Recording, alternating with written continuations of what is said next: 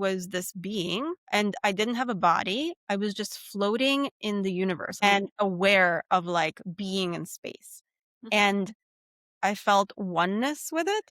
I was just aware of my presence or in the presence of the universe. And I was not using psychedelics and I was not like on anything. Like I had this memory since I was a child. That memory was very important to me because I think a lot of us do have these experiences where there is a disillusion of oneself and it's very scary. I read a lot of philosophy and I've been reading a lot about consciousness. It's the recognition of our own experience in a way. There are many theories, but one of the theories is that consciousness is everywhere. It's in rocks, it's in um, trees, it's in houses. The level of consciousness is different, but it's a whole kind of sea of consciousness, and the waves are us.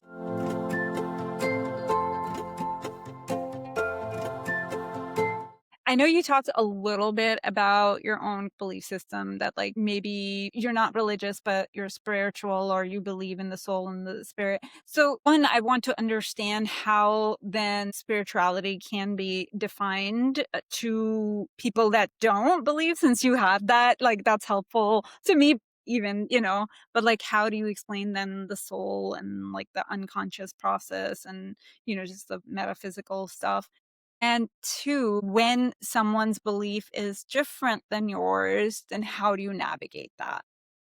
Yeah, the second part is actually can be sometimes difficult, but the first Mhm, one is I don't define what a soul is to mhm, people. mhm, I do say that there are parts of us that we're not aware of, and mhm, that the more you do this type of therapy or the more you do certain exploration, like it doesn't you don't have to be in psychodynamic psychotherapy to mhm, have things from the past come up. Like in mhm, hypnotherapy, in mhm, mindfulness meditation, our memories do not hold everything. Like we do not remember so many elements of our life just because we're not meant to as animals, as humans.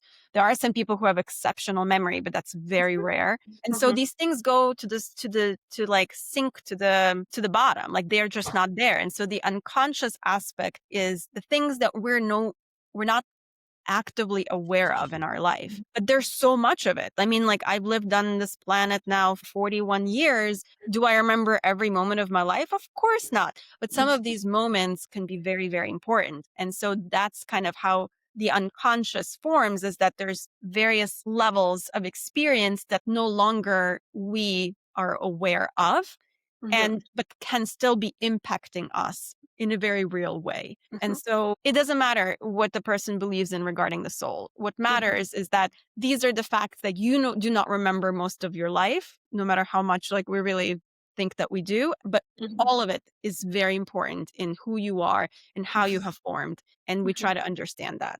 mhm, But when it comes to my personal belief, I was taught to process what I believe and mhm, not bring it into the room. mhm, Is it always possible? No, of course not. I as a healer am shaped by my life and my belief system. But I am trying to be incredibly empathic and understanding of who's in front of me. And so if the person has a very different belief, and it doesn't always happen necessarily for religious reasons, or it could be political, it mhm, could be just belief system based on ideology. It could be like, I mean, so many different things I could disagree with.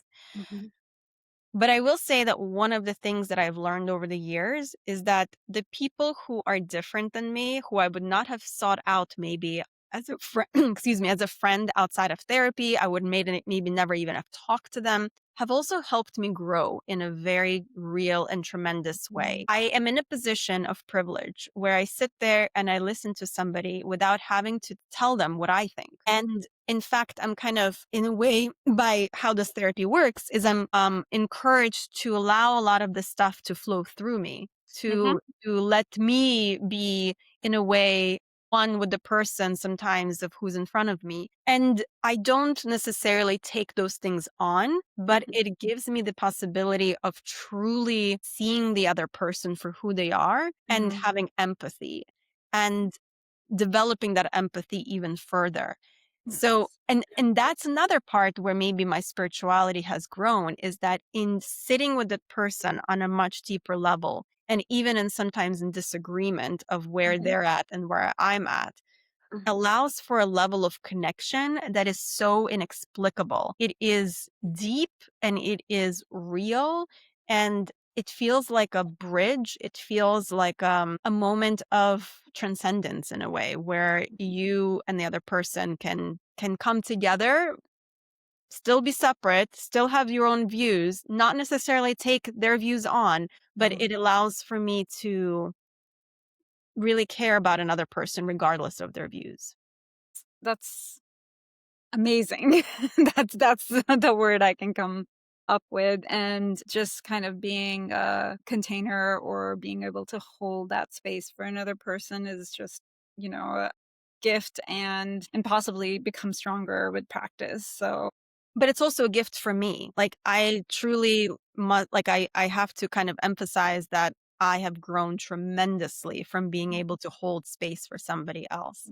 It has given me the ability to, see the bigger picture that mhm, sometimes we're not able to see because we're, like, very much in our own circle of friends, our own circle of ideas, like, in our mhm, own echo chambers, but this allows you to step out and see the bigger world. mhm. And have you seen any, like, parallels between metaphysical experiences and awe or flow or ego dissolution, like any of that? And what is the parallel? Absolutely. I mean, whenever I talk to people who have experienced anything like psychedelics or who do special breath work to kind of allow them to get into a similar state as the psychedelics Mhm, allow, there is a bit of a dissolvement of oneself and the greater connection to the whole. It feels much more than one can experience in the day-to-day life.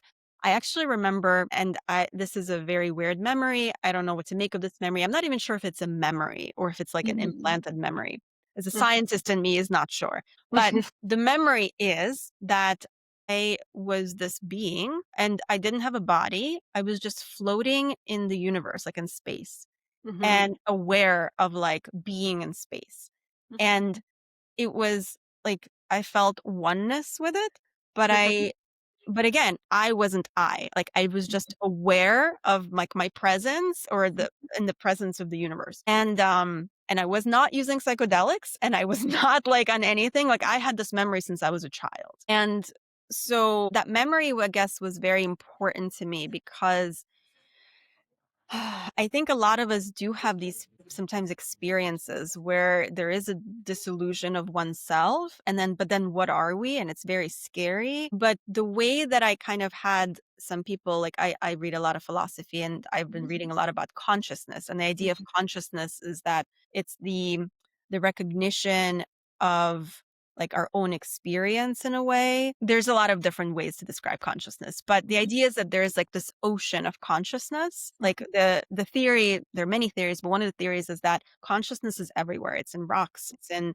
um trees, it's in houses. The level of consciousness is different, but it's a whole kind of sea of consciousness, and the waves are us. So mhm, we're while the waves are individual for a few seconds, they also then blend back into the consciousness, this ocean of consciousness. And so while we're separate, but yet still the same. And so like, I think there are moments when we maybe feel that we're very self aware, like I am me, there's no one else, this is my body, I'm very separate than everyone else.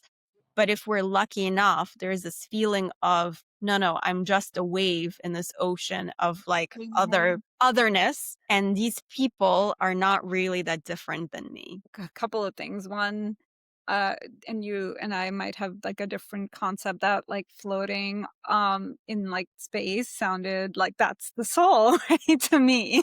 Mhm. And then the second thing about what you just said, I'm thinking about one of my patients that I did IV ketamine with, of course, Mm, microdosing, and they had this feeling over and over again during that experience of riding a big animal or beast or horse or something, just writing it and being a part of it. And and it was large and it had its own parts and different organs are making it function and they were a part of it. And that connectedness and that Mhm. the conscious that is connected, right? There's individual, but then there's the connection. And that was their real issue was that they didn't feel connected with the rest Mhm. of the world. And so that was really thank you for explaining that way.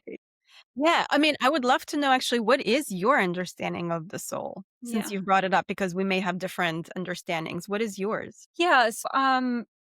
So I understand it from what happens when, we die and everything just stops, right? Yeah, there's like biology and science behind it, but like what is making it run right now? Like, I mean, it doesn't make sense that those cells are working. What is making it work, right? And that's where to me soul comes in, that's what's making everything work. That's where all my cells are functioning, even my thoughts and everything's, that's where it's coming from. And so Mhm. that's my connection with the soul.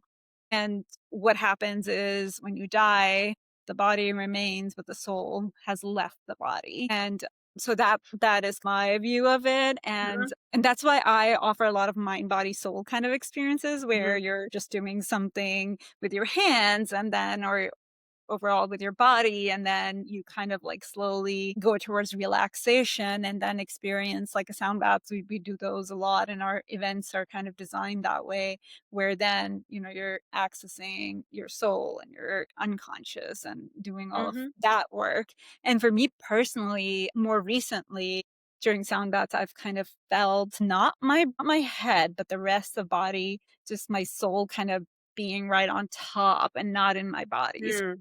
Like my soul is floating above my body. And it's a very interesting feeling. It's kind of like that metaphysical stuff that I can't explain with science. And my head and my mind and my brain are still like my soul's right here, but I feel this like energy or something floating Mhm. over, and my body just feels almost um in this state of inactiveness, like nothing's functional Mhm. in the rest of my body. So that's how I define soul, Mhm. and I feel like the connection to it is important, Mhm. whether you are religious or not. I mean, I think that that's a really, really important part, no matter how we define it. I Mhm, mean, I think you and I actually agree more on what a soul is than you may think, because I mean, I do use the word soul. I just mhm, use it carefully sometimes, not knowing what the other person believes, because I don't necessarily want to use it and then the other person thinking this is what it means, but not necessarily that's not what I mean. It's like I yeah, don't, I'm careful of the religious connotations of what a soul is, but I definitely use that word. And I've mhm, had experiences where I also actually had like a floating outside of my body mhm, experience, almost mhm. like looking at myself from afar, which was very weird. Yeah. Um, but you hear that a lot from people who had near death experiences too, where they can tell you exactly what happened in the room when they were dying and the medical team was working on them. And then they're like floating in space and they're watching themselves. Or sometimes they're watching people in the other room. And once they come back to life, they can give you like very clear recollection of what people were doing, even though they were not in the same room. And they could just, and that happened over and over. Like there are so many stories like that. So Yeah. it's very difficult to ignore these stories. And we may call it a soul, we may Mhm, call it something else, like whatever it is, but this mhm, this presence that's not necessarily bodily attached mhm. is there. Like there's so many stories about that and I can't ignore it. Same, likewise.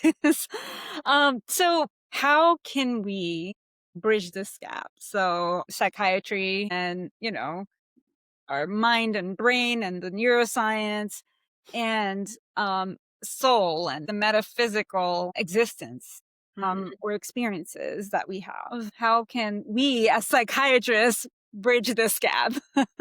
Hmm. I mean, I think you're doing this probably already in your way. I think I'm doing this by being me. Like Mhm, I somehow by connecting with the other person, mhm, um helping that person see that connections can be deep and then they Mm. can explore it outside of therapy, and that it's all about the connection somehow. Mhm. Um, I think most people who are dying are not gonna be like, "Well, I wish I would have had more money," or "I wish I would have had this house." Like, most people who are dying talk about, like, "What was my life about?" Like, "Who did I connect with?" Like, "How much love did I have?" And somehow these elements are really important. And so in therapy, what we call in psychodynamic psychotherapy is there's often a corrective experience where Mhm. Mhm. I, as a therapist, can help the person heal, not necessarily by always prescribing medications or by talking about the past. It's the connection that I form with the person week after week of talking about things. The relationship becomes really important and healing in itself. And hopefully that's really all like there is that they can do ultimately is take this healing connection and apply it in other areas of their life and connect with other people as well. What do you think? I mean, how do you do it? Similar with the psychodynamic practice, just connecting with them and, just what you were talking about as like a being a container and holding the space and letting them project what they need to project onto Hmm. me. And, then just discussing the dynamics that are happening between us and what is happening unconsciously, possibly Mhm. bringing up things and asking questions about Mhm. that. And so that's kind of like the way I do it, and I'm very much into the group psychodynamic work as well, and I Mm. think that brings that Carl Jung beyond stuff in where we're talking about the collective unconscious, just, what happens in a group, and, the group for me comes down all the way to your family unit, that's a group, you know? Yeah. So that how that, like, organizational dynamics or large group dynamics kind of applies to even down to your family. Mhm. And so that's kind of like the space I bring in, and again, it's you have to be very careful with people's beliefs and kind of balance it and take that into consideration. You have to challenge things a little bit, but at the same time, be very careful about what you're challenging. So psychodynamic psychotherapy is, complicated and difficult work, but I mean, I enjoy it very much, and it sounds like you do as well. Yeah, very, very much. I actually just finished, I mean, a few days ago, reading a book called The Schopenhauer Cure. It was written by Irvin Yalom, and Mhm. he's like the considered the Yeah. modern father of like group psychodynamic Mhm. Mhm. psychotherapy. But Yeah. the book is actually talks a lot about group dynamics in Mhm. psychotherapy because there's this doctor who is dying. He's a therapist and he got a terminal illness and he's dying. And so he's trying to reassess his life at the end. And like it's his story, but also the story of this group therapy that he leads. And it's a fantastic book. Highly Mhm. recommend it. Uh, because it's like a cross between philosophy, existentialism, and also group psychotherapy. Just And putting so it out it's there. about Yalom's life and his near No, no, he's the or about author of the book. It's a fictional work, but he basically Mom. combines philosophy, like Schopenhauer's Mhm. philosophy, and Mhm. group psychotherapy and existentialism about like what we think about when we're gonna die. Like Yeah. this man is dying, like this therapist is dying in this book, and he's just trying to come to terms with what have I done in my life? Like Mhm. any good? What trying to take account into everything that has Yeah. happened. Well, he is aged, and, I'm not sure, and I'm just not, uh, aware of this if he is still alive or He not, is but alive, yes, but okay, he yeah, is so very old. Yes. very old. So I saw him, I'm gonna say it was 2017 or 18, for like it was a depression center conference or something, and he was there, and that I got an opportunity to see him, but he's very old. So I Yeah. wonder how much of it is fictional and how much it is of his own experience at this point in life. But he's Exactly. amazing. I'm gonna have to, look for that book because I have audiobooks, several of his books, and it's very well written, and the Mhm. audio part of it is really good too. So it's like keeps you interested into listening to those books. Is he reading his own audiobooks or someone I else? believe it is him. I'm not exactly sure. I'll have to. Oh. I'm kind of like you. I forget these little details and names. I'm also bad with that, but I believe it is him. I'm not exactly sure, but it is very well, the book, he writes for therapist and the patient. It's called Letters to the Therapist or something like that. It's Hmm. addressing both I have patients not and read that one yet. yeah, and it's really good. Like, I think listened to it twice, and I can't remember the name, but I've listened to it twice. That's how engaging it was, and just to kinda see what I missed the first time. Now I'm just really curious, and probably after this episode of us recording, I'm gonna go and look it up. Yeah, it's really good. I'm gonna look up the one that you were talking about. So, let's see. This has been such a good conversation. I think that, you and I are kind of like in that same realm and we're working to kind of Mhm. bring it into our spaces. How do we get the rest of the field of psychiatry and other psychiatrists involved to bridge this gap?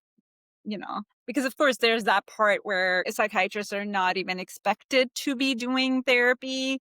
But then Right. there's this part of the belief of psychiatry overall. It's very scientific based, and I don't know, there has to be evidence behind it, but there's this entire unconsciousness. And I feel like that's kind of been taken out of a lot of the trainings. Mine wasn't like that, but Mhm. a lot of the training. So how do we help, like, kind of like our field community of psychiatrists kind of come back to that?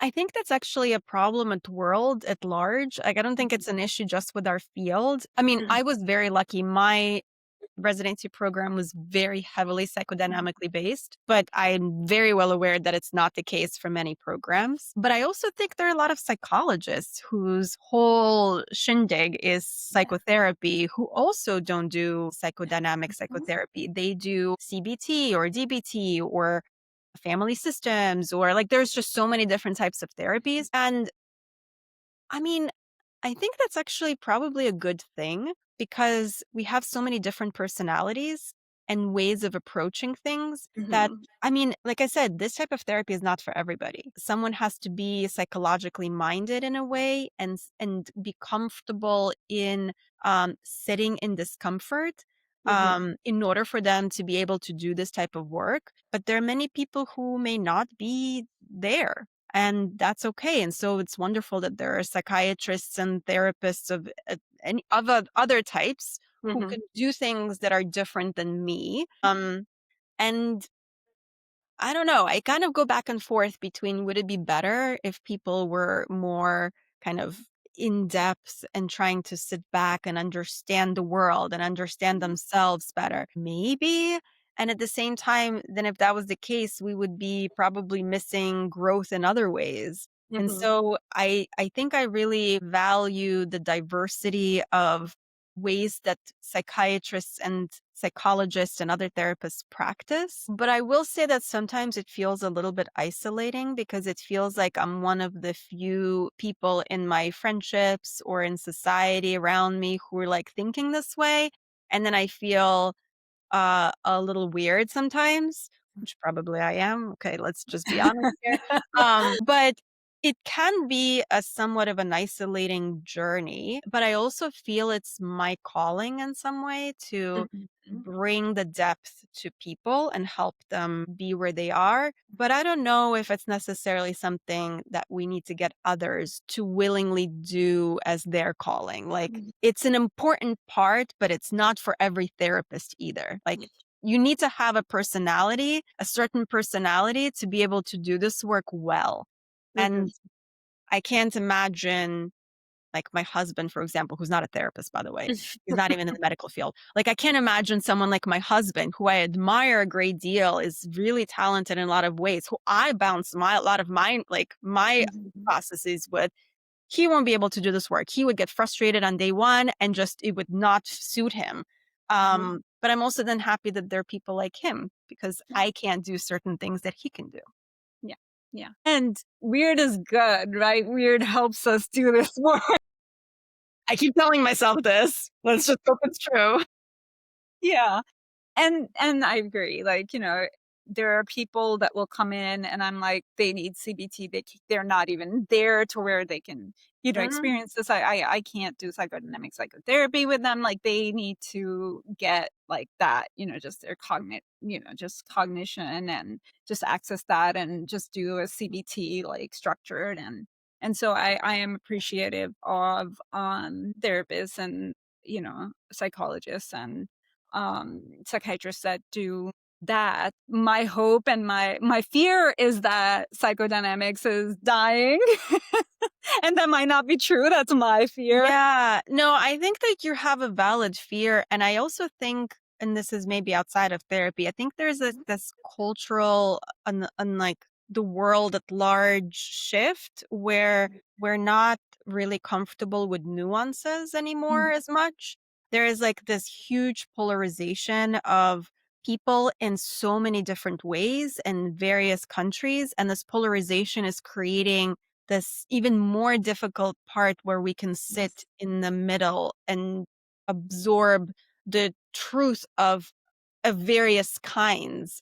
Mhm. I always kind of talk about that truth is very subjective, just Mhm. and it can coexist with someone else's truth. Like my truth does not need to negate your truth. Like we have different perspectives of the world. And so it's that in itself can be controversial for so many people. Like what I just said, that my truth doesn't have to negate your truth can be a huge controversy. Mhm. And it's becoming more difficult to have these conversations, and these conversations are so necessary for our growth. Mhm. And that I think that it's becoming harder, not just for psychodynamic psychotherapy, but the interest in doing so has become, I think, less in some ways. Yeah, absolutely. Okay, so simple thing. When a patient is personally struggling with an existential crisis or maybe just these metaphysical experiences that they cannot share with anyone, what is one advice that you can give? Let's say a person that hasn't sought help, yet. What advice can you give them in that case, how to kind of navigate this? Step number one, acknowledge that it's happening and don't just try to excuse it away and say, well, that was weird. And then like keep moving. Kind of Mhm. maybe take some time to reflect. And the way to reflect on it can be different for different people. Some people find a lot of peace at running. I don't necessarily find peace at running, but some people do. And Mhm. that's on them. Go in nature. Sometimes connecting to nature can be super helpful in Mhm. quieting the mind and kind of sitting with whatever experience one had and feeling and seeing what comes up in that moment. I always highly recommend mindfulness meditation to people. And I recommend it as frequently as medications. I always tell people, okay, well, you're feeling some anxiety and depression. All right. Well, here are the choices. One is we can do these medications. Another, like we can do psychotherapy. Another one is mindfulness meditation. There is a lot of research that shows mindfulness meditation can be as helpful as medications, if not even more so, for various mental health issues or Mhm. life issues. But I Mhm. would say it's even more helpful because medications don't necessarily change our brain. It can be Mhm. helpful, it can take away some symptoms, but Mhm. mindfulness meditation has been shown to alter not just the brain chemistry, but also the composition of the brain, like the gray matter. It can be really, really life changing for so many people. It takes time, it takes Mhm. effort. It is not easy by any means. Like I have sometimes people say, like, "Oh, I am not built to meditate." Most people are not meant to meditate. Like it is a trait that is difficult to do. Like it's a skill we learn. But I would say meditation can really help us process a lot in our life. Yeah. Thank you for bringing mindfulness in. One, when you were saying that it's not easy, it made me think of Kung Fu Panda, when he's trying I to love that get it. movie. Yes. And his mind is going all kinds of food. So, yes. And I prescribe it too. Like, I will start with, like, okay, 5 minutes once a day, and I'll recommend some apps that they can use Mhm. that are free. And then increasing the frequency. So I do it like a prescription as well. It's so important, right? With just connecting with yourself and earth. That's what I explain to people. Like it's your connection with earth. Mhm. So again, our metaphysical plays that role in But what I mindfulness. also love about it is that there is really concrete, hardcore data that we Mhm. have about this is actually scientifically sound. Like, this is Mhm. not woo woo. It may sound woo woo to you, but whereas someone else, not to you particularly, but Mhm. there is so much research that we have Mhm. about it Mhm. that just sitting in one place and doing nothing and paying attention, concentrated attention to our breathing can change your brain. That's Mhm. just mind blowing to me. Yeah. Same here. All right. So, lastly, I always ask, how are you really doing? I am actually have been feeling a bit heavy, and I don't know if it's because of the various astrological shifts that have been happening. It's been like apparently like it's been kind of crazy with all of the planetary shifts, but for some reason the energy overall feels a bit heavier to me, and Mhm. I've noticed it with other people. So I don't know what's going on like at large, but there's Mhm. just been this like last few weeks it feels heavier for some reason. Mhm. Yeah.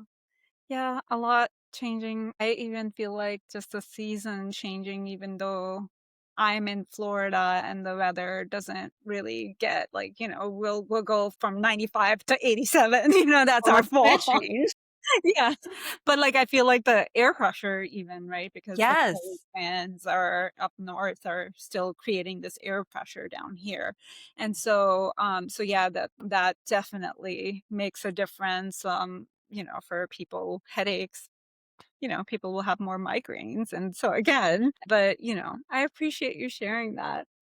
Thank you so much for having me here. It's been a really great conversation. I've enjoyed it quite a bit. Yeah, likewise. Thank you for coming and talking to me about some personal sensitive, experiences. I appreciate it. Absolutely. And I will put information about Dr. Conboy's podcast in the comments below so everyone can check that podcast out too. It's incredible. Thank you so much. Before we close, I always ask, how are you really doing? Thank you so much for spending this time with us on How Are You Really? If something in this episode spoke to you, send it to a friend, leave a review, or follow the show. It really helps. Until next time.